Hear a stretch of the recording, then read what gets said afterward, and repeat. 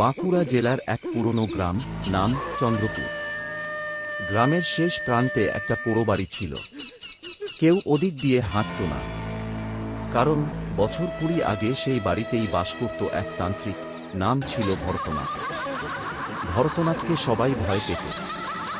সে বলতো, ভালোবাসা একটা মায়া, কিন্তু আমি যদি কাউকে ভালোবাসি, তাকে কেউ ছিনিয়ে নিতে পারবে না। সে এক গরিব বালিকার প্রেমে পড়ে, কিন্তু মেয়েটি তাকে না বলে এক যুবককে বিয়ে করে নেয়। তান্ত্রিক ভরতনাথ রাগে পাগল হয়ে যায়। সে বলে, তুই যদি আমার না হোস, তোকে কেউ পাবে না। সে কালী পুজোর রাতে 3টা সময় মৃতদের আত্মা ডেকে নেয়। শ্মশানের ছাই, কালো নরগোলাপ আর তান্ত্রিক মন্ত্র দিয়ে সে মেয়েটিকে অভিশাপ দেয়। তারপর কি হয়?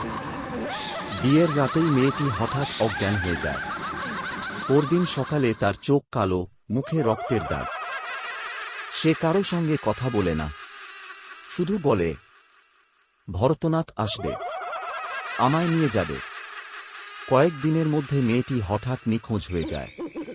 তার স্বামী আত্মহত্যা করে।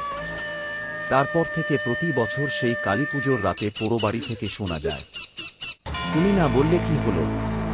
আমি তো বলেছিলাম, আমার তুমি ছিলে, আছো, থাকবে। স্থানীয় লোকেরা বলে, ওই বাড়িতে আজও সেই তান্ত্রিকের আত্মা তপস্যা করে।